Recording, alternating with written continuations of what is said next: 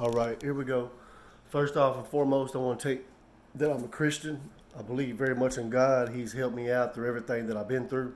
But you see, this is a vision board right here. I got that idea from Miss Oprah Winfrey. You know, she says that if you got, well, she don't say this, I say this. If you got a vision, which everybody has them, you have 1,000 of them at one time. For me to working on me and getting more things accurate is finding a target that you can shoot at. You know, you shoot ideas all day, every day. You're never going to get nothing accomplished, nothing completed. Your brain is sort of scattered in too many ways. But if you get a vision board, you can see what you're aiming at. You know, just like a bullseye. You trying to hit inside the bullseye of the target. Here you go. This is me, you know. But I just want to tell you today that you got to be careful who you hang around and what you do, because that's who you become. You know, people live 30, 40, 50 years. I'm going to speak about myself. I lived 37 years and didn't even know I had no problems until finally, eventually somebody brought it to my attention, and I was intelligent enough to step outside the box and actually go on my personal Rolodex and look and see, you know, why I respond the way that I do, or why do I act the way that I act. Well, then I could start actually changing my belief pattern. You know, people, and I use this phrase so a lot of people can understand, because it's real easy if you understand like this. A person that lives in a nasty house, that becomes a part of them. That person can't even smell. That shit stinks. And that's just how they live. And that's just with far as habits or any type of other people's personalities that you hang around, you eventually, that's who you become. And you don't even realize it. So I encourage you today to actually look at your own self. Stop looking at everybody around you. Don't worry about everybody else. You ones that worried about everybody else, you're the worst one.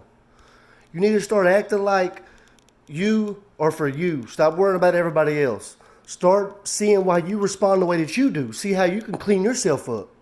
You know, start practicing every day how many times a day you can smile. Practice how many times a day you can open the door for people. Practice how many times a day you can tell people hello.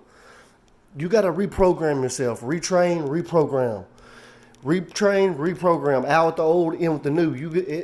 You're actually programming yourself. And you just got to be careful of the type of energy that you have around you. Because like I said, that energy eventually starts coming like you.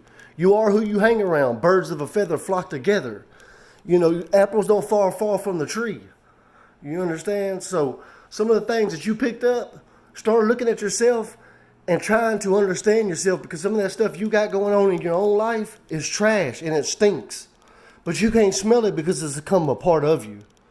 So I encourage you to try to find out who you really are.